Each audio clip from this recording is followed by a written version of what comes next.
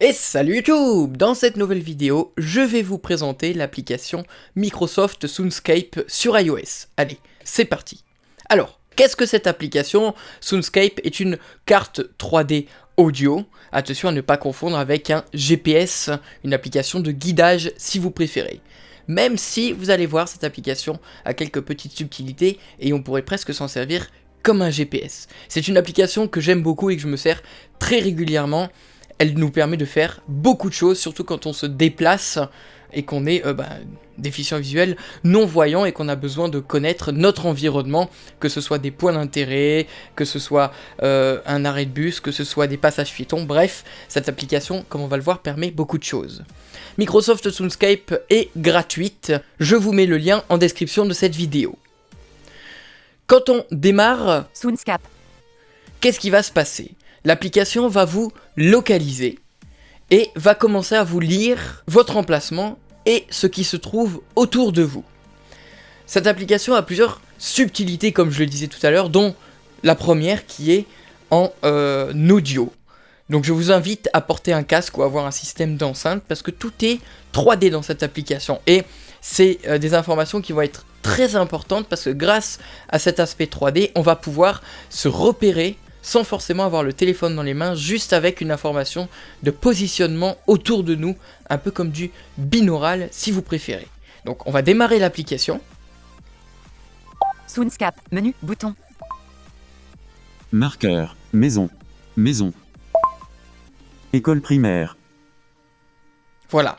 Donc là, l'application vient de démarrer et m'a énoncé, le temps qu'il me localise, les marqueurs autour de moi, donc maison et école primaire, parce qu'il y a une école primaire pas trop loin de chez moi.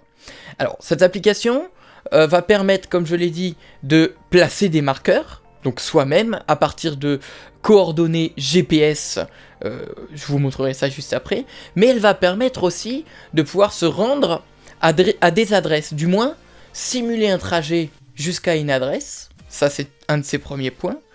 Deuxièmement, de pouvoir marquer des endroits qu'ils ne sont pas forcément, des obstacles, des intersections, ou des endroits comme par exemple un banc au milieu d'un parc. Et va vous permettre, comme j'ai dit tout à l'heure, de pouvoir repérer tout ce qui est passage piéton, des boutiques, une banque, un café, etc. etc. Donc on va commencer à parcourir le contenu de l'application. Tout en haut à gauche, on va retrouver Menu. Bouton. un onglet menu. Donc on va faire un tour de cet écran et après on va aller plus dans le détail. Mettre en veille. Bouton. Ici, ça permet de mettre en veille l'application, donc ça évite de quitter l'application si vous êtes arrivé à un endroit ou que vous n'avez pas vraiment besoin de la carte 3D, vous pouvez la mettre en veille, ça permet d'économiser de la batterie et de la data. Rechercher un lieu ou une adresse. Champ de recherche. Ici, ça permet de rechercher, comme dit, un lieu ou une adresse pour pouvoir savoir à quelle distance on s'y trouve, lancer ce qu'on appelle Street Preview, ce qui permet de simuler son déplacement en parcourant les rues, les intersections et connaître s'il y a des obstacles, du moins connaître son trajet, même si je le répète, ce n'est pas un GPS, donc ça va permettre juste de faire ce que ferait une carte 3D, donc de se repérer dans l'espace, mais ça va pas vous donner des indications de guidage. Emplacement à proximité. Bouton. Ici, ça permet de repérer tous les emplacements qu'on a autour de nous, on verra ça juste après, tout est rangé dans des catégories, c'est très bien fait. Marqueur enregistré. Bouton. Ici, c'est pour retrouver tous vos marqueurs que vous aurez vous-même enregistrés. Comme je l'ai dit, cette application permet de pouvoir se repérer à partir d'une adresse, donc de rechercher une adresse et y aller virtuellement, ou du moins y aller réellement avec toutes les informations. Face à l'ouest. La route la plus proche, rue principale, est à 20 mètres derrière vous à droite. Maison se trouve à 10 mètres derrière vous à droite. Voilà, donc je disais juste avant que le GPS, donc le bruit que vous avez entendu là, c'est le GPS qui se recalibre, et donc après l'application qui vous donne certaines informations, comme on l'a entendu. Mairie. Église Saint-Michel. Voilà, donc là, en fonction de ce que le GPS a recalculé, on a entendu en 3D où se trouve la mairie et l'église Saint-Michel, par exemple. Donc, je disais, cette application permet de marquer de créer des marqueurs à partir d'une adresse, mais à partir de coordonnées GPS aussi, et c'est ça qui est très important, comme on va le voir juste après. Emplacement actuel. Bouton. Cet onglet-là permet de savoir à quel emplacement on se situe et surtout d'ouvrir la possibilité, donc c'est une petite fenêtre qui va s'ouvrir avec la possibilité de créer un marqueur à partir de l'emplacement où on se situe, de poser une balise. Une balise, c'est un petit élément sonore qu'on va entendre et qui va nous permettre en 3D de pouvoir le repérer dans l'espace et s'y rendre. Vous allez pouvoir, en plus de créer un favori, pouvoir ouvrir l'adresse dans un GPS, si vous souhaitez par exemple l'enregistrer dans votre application de guidage. Écoutez mon environnement. En tête.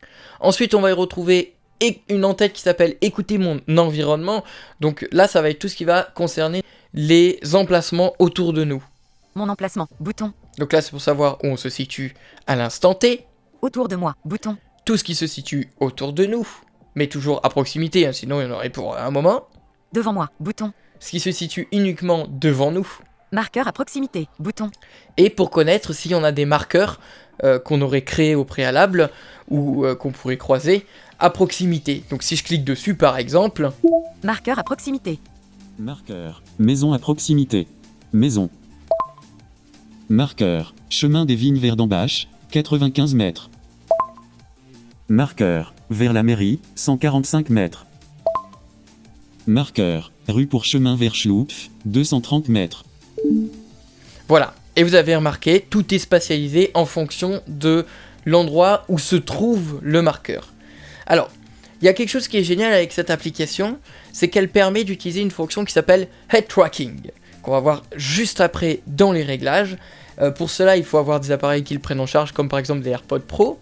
Le Head Tracking permet de pouvoir mettre l'appareil dans sa poche, et la localisation et la direction prise se fera par votre tête, et non pas par votre téléphone directement dans votre main. Vous allez me dire c'est quoi la différence? Ça permet d'avoir rien dans les mains, et en fonction de la direction dans laquelle vous marchez grâce à l'orientation de votre tête, et ben, vous avez la possibilité de vous repérer dans l'espace avec les marqueurs que vous allez entendre qui vont, qui vont se préciser, qui vont se nommer dans leur direction. Par exemple, vous marchez vers un marqueur, par exemple vers un emplacement, bah, si vous marchez vers lui, ce sera au centre, mais si vous tournez votre tête à droite ou à gauche, et ben, vous l'entendrez plus à gauche ou plus à droite. Donc le but de l'opération, si vous voulez aller vers un emplacement, un marqueur ou que sais-je, il faudra toujours l'avoir entre nos deux oreilles.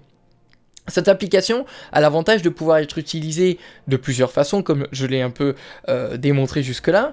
La première façon, c'est en navigation libre, donc de la laisser uniquement comme ça, et quand on va se déplacer, il va nous énoncer tout ce qu'on va croiser, les banques, les postes, les points d'intérêt, les passages piétons. Ça c'est vachement intéressant pour les repérer, les arrêts de bus, etc. Ou on peut ici s'en servir comme je l'ai dit tout à l'heure, avec des balises. Donc une balise, qu'est-ce que c'est? On aura posé une balise sur un marqueur ou sur un emplacement.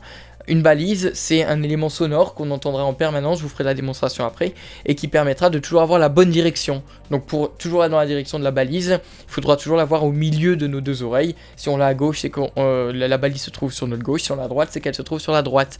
C'est vachement pratique dans le cadre, par exemple, d'un parc, pour localiser un banc. Si vous avez mis un marqueur sur un banc, dans le parc, il n'y a pas forcément des rues à suivre, il n'y a pas forcément des trajets bien définis, là ça vous permettra de vous déplacer vers cet élément-là dans un environnement qu'on peut dire hostile.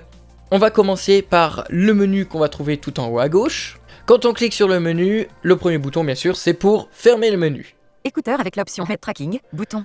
Donc là, ce que je vous disais, écouteur avec option Head Tracking, c'est vachement pratique. Enfin, moi, je sais que c'est ce que j'utilise très régulièrement. Avec le chien guide, on met les écouteurs, et grâce aux écouteurs, on sait exactement ce qu'on croise, ce qu'il y a autour de nous, les points d'intérêt, les marqueurs, les obstacles, les rues, les intersections, etc. Donc cette option-là, du moins ce réglage-là, va permettre de pouvoir aller configurer vos AirPods, par exemple, à cette option. Réglage. Bouton. Ici, c'est pour les réglages de l'application, on va y aller juste après. Aide didacticielle. Bouton. Comme son nom l'indique, c'est pour aller lire une aide ou voir les didacticiels. Pour en savoir plus. Bouton. Savoir plus sur l'application. Envoyer des commentaires. Bouton. Comme son nom l'indique, si vous voulez envoyer un commentaire à Microsoft pour l'application. Évaluer Soundscape. Bouton. Donner une évaluation. Vérifier le son. Bouton. Et ça, c'est pour faire un test de son pour vous assurer que au niveau système sonore, vous soyez OK. Écouteur avec l'option Head Tracking. Donc, Bouton. on va aller dans l'option Réglage. Réglage. Bouton. La catégorie écouteurs avec option head tracking, on va aussi la retrouver dans réglages. C'est pour ça qu'on va directement aller dedans pour faire un condensé de tout. Bouton de retour. Naturellement, le bouton de retour tout en haut à gauche, Réglages en tête. l'entête de réglage, Réglages généraux en tête. les réglages généraux en tête. Langue et région. Bouton. Donc ici on va pouvoir choisir la langue et la région de l'endroit où on se situe. Voix. Bouton. Ici c'est pour choisir la synthèse vocale, vous avez entendu, moi j'ai laissé la voix de base de Thomas. Vous pouvez, via les réglages de votre appareil, aller télécharger d'autres synthèses vocales sur les voix système. En l'occurrence, à l'heure actuelle où je fais cette vidéo, fin août 2021, on ne peut pas encore exploiter les voix de Siri haute qualité, on peut utiliser que les voix de Siri basse qualité, mais sinon toutes les autres synthèses vocales, vous pourrez les utiliser. Bien sûr, vous pourrez accélérer ou diminuer le débit vocal. Écouteurs avec l'option head tracking. Bouton. On la retrouve, notre fameuse option, comme je vous l'ai dit. Donc là, bon, c'est pour pouvoir aller configurer les écouteurs et l'option head tracking. Contrôle multimédia en tête. Cette option va permettre, Activation des contrôles multimédia. Bouton. Désactiver. personnellement, moi je l'ai enlevé, elle va permettre à... Utilisez cette fonctionnalité pour activer le contrôle de Soundscape à l'aide des boutons de votre casque et les boutons de lecture multimédia sur l'écran de verrouillage. Notez qu'une fois activé, Soundscape ne peut être utilisé si d'autres médias comme des podcasts ou de la musique sont en cours de lecture. Ça, ce sera à vous de voir. Balise sonore en tête. Concernant les balises, Utilisez la balise d'origine. Bouton. Désactiver. Permet à Soundscape d'utiliser les sons originaux de la balise au lieu des sons mis à jour. ça permet si dans le futur avec les mises à jour, les sons vous plaît pas, vous dérangent ou autre, de revenir au son d'origine. Gérer les notifications en tête. Ça, c'est une option très pratique. Autoriser les notifications. Activer ou désactiver toutes les notifications. Bouton. Activer. Lieu et repères. Lieu à proximité. Comme des commerces et des restaurants. Bouton. Activer. Donc là, vraiment, vous avez le choix en fonction de ce que vous allez, ce que l'application va vous notifier en fait. Mobilité. Information sur les intersections et les transports. Bouton. Activer. Distance de la balise sonore. Mise à jour de la distance de la balise sonore lorsque celle-ci est définie. Bouton. Activer. Soundscape Street Preview en tête. Alors cette option permet de pouvoir virtuellement aller à un endroit, se déplacer autour de cet endroit pour repérer notre environnement ou l'environnement qui virtuellement, bien sûr parce qu'on n'y est pas, tout ce qui se trouve autour de cet environnement. C'est très pratique pour faire un repérage. Par exemple, vous partez en vacances, vous avez un entretien, vous partez chez un ami ou autre, pour repérer tout ce qui s'y trouve autour. Voie de service et route sans nom. Bouton. Activer. Donc ça permet d'autoriser les voies de service et les routes sans nom dans Street Preview. Inclure les voies de service et les routes sans nom pendant Soundscape Street Preview. Comme je viens de vous le dire. Résolution des problèmes en tête. Et là, on a toute la catégorie qui concerne vraiment l'application, donc la résolution des problèmes. Résolution des problèmes. Bouton. Si vous avez des problèmes. À propos en tête. Ici, tout ce qui concerne à propos de l'application. À propos de Microsoft Soundscape. Bouton. Télémétrie en tête. Tout ce qui concerne la télémétrie, donc tout ce qui est données GPS, cartographie, etc. Partager les données d'utilisation. Bouton. Activer. Aidez-nous à améliorer Microsoft Soundscape en envoyant automatiquement de données de diagnostic et d'utilisation. Aucune donnée personnelle ne sera collectée. Petite précision concernant les écouteurs. Comme je vous disais, cette application a ce gros intérêt de pouvoir être utilisée en 3D spatialisée dans nos oreilles. Mais quand même, il faut faire attention. C'est-à-dire que moi, ce que je peux vous conseiller, si vous avez des AirPods Pro, moi personnellement, je l'utilise effectivement avec les deux oreillettes pour avoir le côté spatial, mais je l'utilise avec le mode transparence activé. Vous savez, ce mode transparence qui permet de rejeter le son qui se passe autour de nous dans les écouteurs via des micros placés sur les AirPods. Moi, je l'utilise toujours comme ça quand je suis à l'extérieur, ce qui permet de ne pas avoir les oreilles obstruées par quoi que ce soit et pour pouvoir rester quand même alerte, vigilant de ce qui peut se passer autour de nous. Je vous conseille pas de vous balader avec un casque ou autre chose qui vous enfermerait vraiment, parce que il faut quand même rester maître de soi-même et toujours alerte au cas où. Sachant que moi, quand je me déplace avec cette application, je suis avec le chien guide, donc c'est encore plus sécuritaire. Il n'y a plus que à lui donner des informations, mais quand même, ce que je vous conseille, c'est ou d'avoir des écouteurs osseux, vous savez, ces fameux écouteurs qu'on ne met pas sur les oreilles qui fonctionnent via la conduction osseuse, ou sinon, je vous conseille d'utiliser ou les AirPods Pro avec le mode transparence, ou sinon un écouteur que vous pouvez mettre si vous n'avez pas d'autre choix. Un écouteur, mais vous perdrez tout le côté spatial, ce qui est un peu dommage. Alors, on a fini pour les réglages, maintenant on va commencer à parcourir l'application. Menu. Bouton. Donc, on est de retour sur l'onglet menu. Mettre en veille. Bouton. L'onglet mettre en veille, bon on n'a pas besoin de le faire là actuellement, c'est pas intéressant, mais je vous l'ai dit tout à l'heure à quoi il sert. Rechercher un lieu ou une adresse. Champ de recherche. Donc rechercher un lieu ou une adresse, on fera ça après pour pouvoir simuler ce qui se passe et comment ça se passe dans une ville, parce que moi je suis dans un petit village et autour de moi il n'y a que des petits villages, donc c'est peut-être pas très représentatif du cadre de la ville. Emplacement à proximité. Bouton. Ici on va avoir les emplacements à proximité, donc on va aller voir ça, c'est très intéressant. Tous les emplacements. Bouton. Donc là, c'est tout ce qui est déjà référencé par Microsoft dans l'application. Donc quand on se déplacera, il y aura toujours tout plein de choses référencées via les applications GPS, via les constructeurs, etc. Donc là, c'est principalement des référencements à partir d'adresses, hein, bien sûr. Les points les repères faits à partir de données GPS, des coordonnées GPS, ça c'est plutôt vous qui l'écrirez au fur et à mesure. Quand on est dans cette catégorie-là, on a plusieurs sous-catégories pour choisir ce qu'on souhaite trouver. Alimentation et boissons. Bouton. Choses à faire. Bouton. Épicerie. Bouton. Banque et distributeur de billets. Bouton. Bon, il y a plusieurs catégories. Alimentation et boîte. Transport public. Bouton. Tous les emplacements. Bouton. Voilà, comme vous l'entendez. Donc nous, ce qu'on va faire, on va aller dans... Alimentation et boissons. Bouton. Ah, ça, c'est très bien. Une fois qu'on est là, il nous affiche par ordre de distance, donc du plus près au plus loin, tout ce qui a été référencé par les applications de cartographie, par Microsoft Soundscape. Donc je vais en toucher un au hasard. Gisèle Brecht-Willy et fils, 1,55 km nord-est, Saint-Herteux du Vin, 67 650 d'Ambache-la-Ville, action disponible. Voilà, donc on entend qu'il nous a donné le nom, l'adresse, la distance.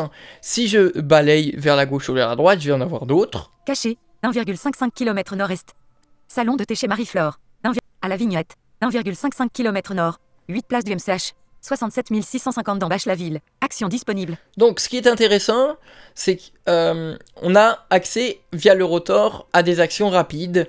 Donc, si via notre rotor, on se met sur le menu d'action et qu'on balaye vers le bas, on va avoir... Enregistrer en tant que marqueur. La possibilité de l'enregistrer comme marqueur, c'est pas trop mal.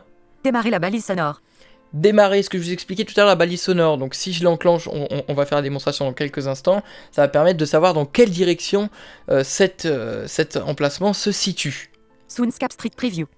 Le fameux Street Preview, donc quand on va cliquer dessus, ça va permettre virtuellement de nous y emmener et de naviguer de rue en rue, d'élément en élément, à partir de cet élément, un peu comme si c'était un GPS virtuel, si vous voulez. Partager l'emplacement. Et partager l'emplacement, alors ça c'est vachement bien. Donc dans le cadre d'une, on va dire d'une adresse, bon, ça permet de partager l'adresse rapidement et autres, mais alors par contre, dans le cadre de données GPS, de coordonnées GPS, par exemple, reprenons l'exemple du banc au milieu d'un parc, vous voulez dire à un de vos amis de vous rejoindre à cet endroit-là, et ben vous pourrez lui partager votre marqueur avec les coordonnées GPS et votre ami pourra vous rejoindre de la même manière que vous y êtes allé, et c'est-à-dire se faire guider via cette coordonnée GPS, via une balise ou via les informations que Soundscape vous donnera en temps réel de distance. C'est pas cool ça quand même.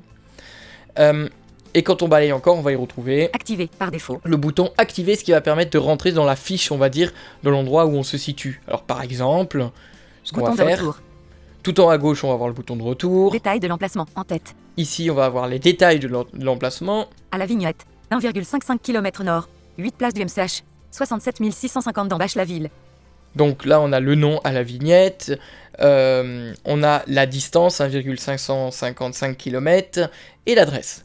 Enregistrer en tant que marqueur. Bouton. Donc là, on va retrouver les options qu'on avait tout à l'heure dans notre rotor. Donc enregistrer comme marqueur. Démarrer la balise sonore. Soundscape Street Preview. Bouton. Voilà. Partager l'emplacement. Bouton. Par contre, il y a une option qui est quand même fort intéressante, qu'il n'y a pas dans le rotor et qu'on a dans ce menu-là, c'est... Ouvrir dans une application de carte externe. Bouton. Et ça, c'est vachement pratique, parce que comme je vous disais, ce n'est pas un GPS, il va pas pouvoir vous guider. Par contre, si vous faites ouvrir dans une application GPS, là, il va pouvoir vous guider. L'application GPS vous donnera les informations de guidage et vous pourrez, si vous le souhaitez, laisser Microsoft Soundscape en arrière-plan, vous donner tout ce que vous croisez, vous donner le nom des rues, les passages piétons, etc. Et il faut savoir qu'en fonction de l'application de guidage que vous allez utiliser, je sais que Plan en l'occurrence le fait très bien, vous pouvez ouvrir même vos marqueurs avec des coordonnées GPS, latitude, longitude, pas que des adresses, et donc ça le fait vachement bien. J'ai déjà fait l'expérience dans un sentier où il y avait une table de pique-nique au milieu. Donc bon, avec l'application on peut s'y rendre très bien, mais si par exemple vous le donnez à quelqu'un de voyant qui vient en voiture ou autre l'information, ben, vous pouvez lui envoyer ces coordonnées là dans son application GPS et il le verra sur une carte et ça peut même vous guider en fonction de l'application de guidage que vous utilisez vers cet emplacement là. C'est quand même quelque chose d'extraordinaire, vous trouvez pas? Ce que je vous propose, on va tester les options additionnelles comme les balises et le mode Street Preview.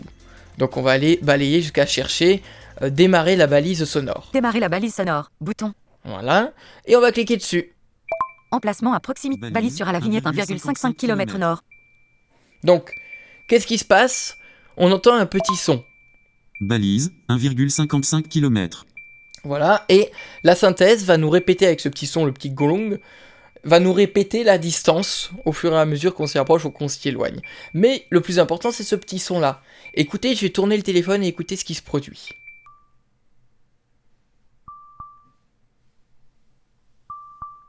Donc là, ce son-là, c'est pour dire que c'est derrière nous. On n'est pas dans la bonne direction. Donc je le retourne vers ma droite. Ah, là on retourne sur la petite clochette, donc c'est la bonne direction, mais on est toujours sur la droite. Ah, le son a changé et je suis au centre. Là, je suis orienté dans la bonne direction. Par contre, si je continue à tourner... Voilà, pas du tout dans la bonne direction là. Ah, alors pas bon là. Là c'est derrière nous, là c'est pas bon. Donc on va se remettre dans la bonne direction. Voilà. Donc là on sait que sur ma droite, actuellement, hein, je vous le dis, le téléphone est orienté vers ma droite, c'est la bonne direction. Et il faut savoir que ce que vous faites là, eh ben, le head tracking fait la même chose, sauf que vous évite de déplacer le téléphone. Ça vous évite d'avoir le téléphone en main, ça vous permet d'avoir le téléphone dans la poche, et c'est vos AirPods, en l'occurrence vos écouteurs qui prennent en charge le head tracking, qui vont faire ces informations de direction, du moins qui vont donner ces informations de localisation, et qui permettra, dans le cadre, ben, si on veut localiser un point précis, savoir dans quelle direction c'est, dans quelle direction faut-il partir, hop, on est bon. Je suis bien orienté, j'ai plus qu'à aller tout droit et suivre les indications de direction, etc., etc. Supprimer la balise. Bouton. Donc là, on va faire supprimer la balise. Supprimer la balise. Emplacement actuel. Bouton. Je n'en ai plus besoin, j'ai supprimé la balise de l'endroit sur lequel je voulais connaître son emplacement. Et comme dit, c'est pratique pour savoir où il est, c'est pratique pour connaître la direction qu'il faut prendre si le GPS, par exemple, ne vous indique pas quelle direction faut-il prendre. Ou si, par exemple, vous n'êtes pas très bon avec est, ouest, sud, est, etc. etc. Bah, voilà. Là, au moins, vous avez vraiment une indication très claire. Écoutez mon environnement en tête. Donc ce que je vous propose maintenant, on va aller faire un petit street preview dans une grande ville, comme ça ce sera bien clair et ce sera bien représentatif. Rechercher un lieu ou une adresse. Champ de recherche. Donc ce que je vais faire, je vais rechercher une ville. Champ de recherche. Résultat de la recherche. Fnac Aéroport Nice Côte d'Azur T2, 516,5 km sud. Rue Costé-Bellon, Nice. Action disponible. Alors, là, il nous fait des suggestions. Si on va pas cliquer tout en bas à droite sur rechercher, il va nous faire des suggestions. Donc c'est ce que j'ai touché vers le haut de l'écran. Nice, 512,5 km sud. Nice, action disponible. Bon, alors, bien sûr, c'est à vol d'oiseau, les amis, hein, parce que, enfin, entre l'Alsace et Nice, il n'y a pas 505 km, par contre, à vol d'oiseau, ça doit être à peu près ça. Donc là, Nice, oui, on y est, mais par contre, on va aller, par exemple, en centre-ville. Nice, France, 400, gare de Niceville, 512,1 km sud. Nice, action Je vais disponible. sélectionner cet emplacement-là. Gare de Niceville, 512, bouton de retour. Donc là, il m'a affiché la petite carte de gare de Niceville. Détail de l'emplacement en tête. Gare de Niceville, 512 km sud. 12 avenue Thiers, 6008 Nice.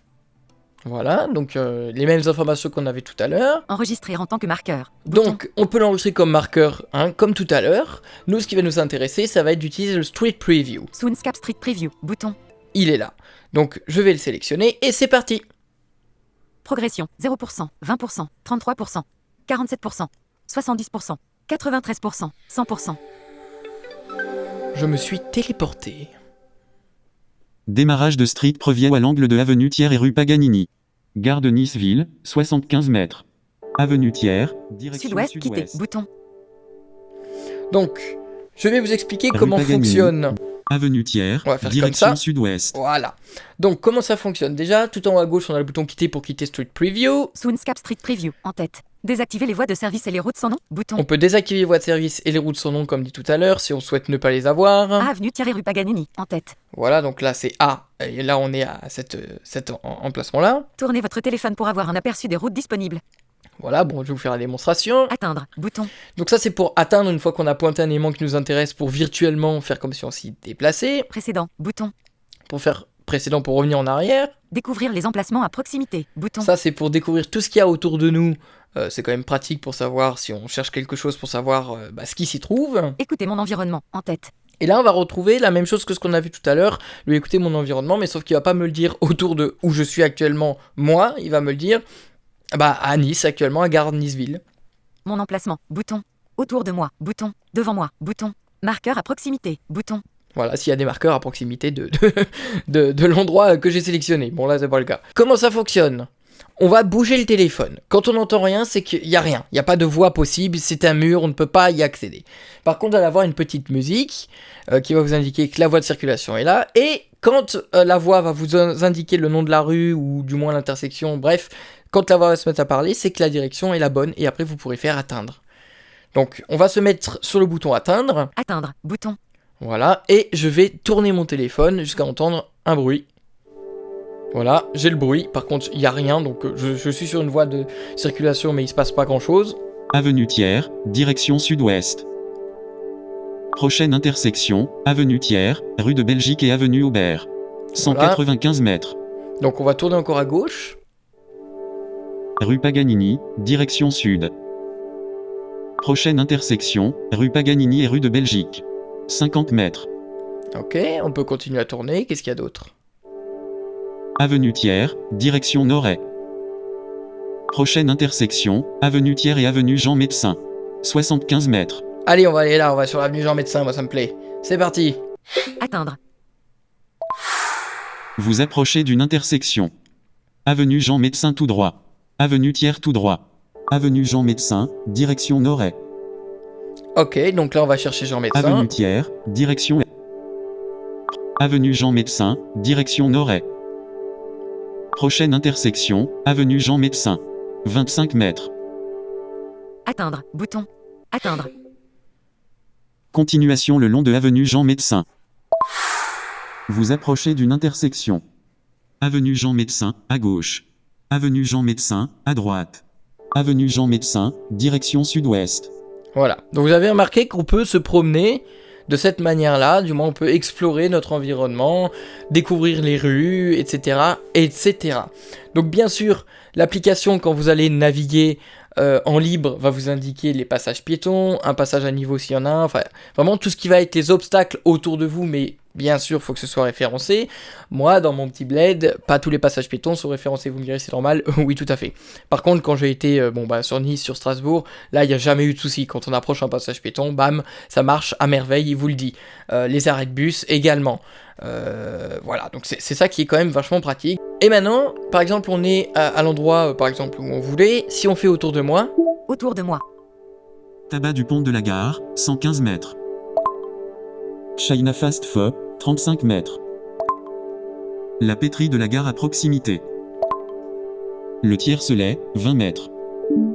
voilà, donc vraiment, il donne toutes les informations, du moins tous les emplacements, bien sûr, référencés autour de nous. Donc vous voyez, c'est vraiment très clair, très détaillé et vachement pratique, surtout si on veut faire du repérage, comme dit précédemment. Quitter, bouton. Quitter, Fin de estomper. Soundscape Street Previenne. Effacement en cours.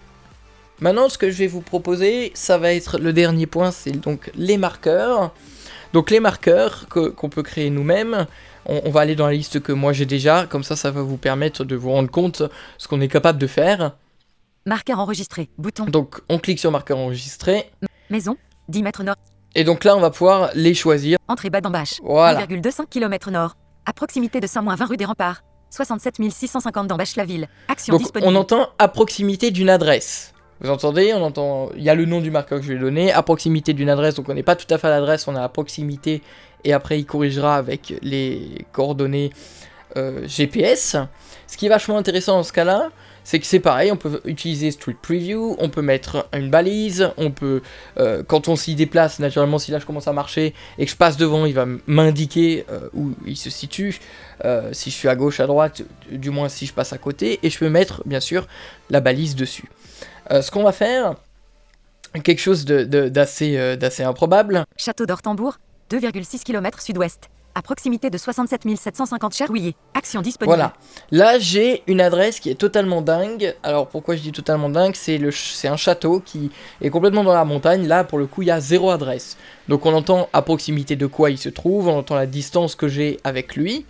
Si, par exemple, Bouton de retour. je clique dessus, il va m'afficher la carte comme on a depuis tout à l'heure, donc Street Preview, le partager si je souhaite le partager avec quelqu'un, la possibilité de mettre une balise dessus, etc. Mais le truc, comme je vous dis, le plus intéressant, Ouvrir dans une application de carte externe. Bouton. ouvrir dans une application de carte externe. Et là, c'est vachement cool. Alors, je vais pas vous le faire parce que malheureusement, il va afficher beaucoup trop d'informations à l'écran sur où je me situe, etc.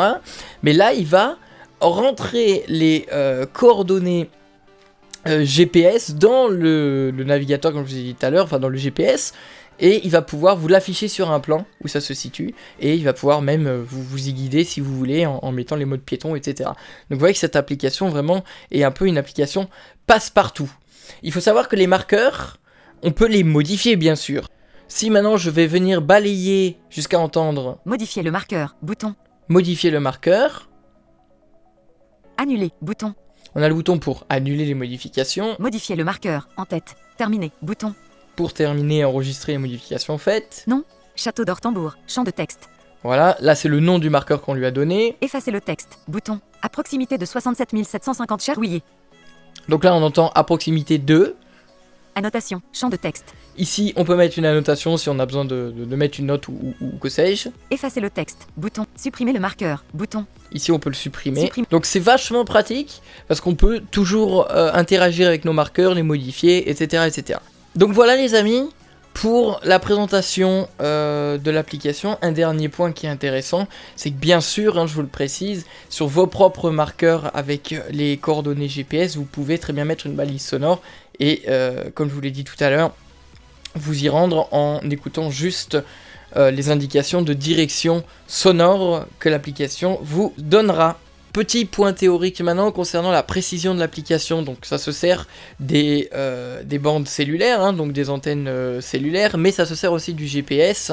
Et en fonction de la charge de réseau et la demande en réseau, ça peut être plus ou moins précis. Ça, voilà, c'est les joies du GPS. Mais voilà, en moyenne, moi j'arrive à avoir à peu près du 4-5 mètres de précision. Ça m'est arrivé des fois d'être très précis. Par exemple, quand il me dit en gros que j'y suis, j'avais juste à attendre la main et la poignée était sous mes doigts, donc c'était hyper précis. Comme des fois, il me dit que le passage piéton est là et en fait il était à 2 mètres sur ma gauche. Voilà. Bon, ça c'est reste le GPS, donc toujours à vous de rester le plus vigilant possible, faire toujours gaffe, mais cette application peut être une aide assez incroyable quand on a un chien guide ou à la canne pour repérer les éléments, pour repérer les passages piétons, pour trouver rapidement les adresses, pour connaître notre environnement qui est hostile autour de nous et pour surtout se déplacer comme je l'utilise moi, c'est-à-dire autour de chez moi c'est que des sentiers, des forêts, des champs, etc. Moi je me suis balisé tout plein d'endroits, je me suis repéré des endroits, etc. Des choses qu'on ne pourrait vraiment pas faire sans cette application, clairement, même avec un GPS normal on pourrait pas faire ce style de choses. Donc c'est là où c'est vachement cool, le fait qu'on puisse se partager les points, si un ami vient je peux lui donner les points, on peut se donner rendez-vous à un endroit particulier, etc. Et ça c'est quand même un excellent point. Voilà les amis de ce que je peux vous dire pour cette application, j'espère que cette vidéo vous aura plu. Si vous avez des questions, suggestions, toute autre interrogation, vous connaissez la chanson, toujours en section commentaires, n'hésitez pas à me faire parvenir aussi votre expérience, c'est ce que vous en avez pensé, si vous connaissez cette application ou pas. Dernier point, bien sûr, ça utilise de la data, donc ne vous étonnez pas si ça consomme aussi un peu d'internet et de la batterie. Voilà les amis, j'ai plus qu'à vous souhaiter une bonne journée, une bonne ce que vous voulez, bonne nuit, et puis je vous dis à plus tard. Allez, salut, ciao.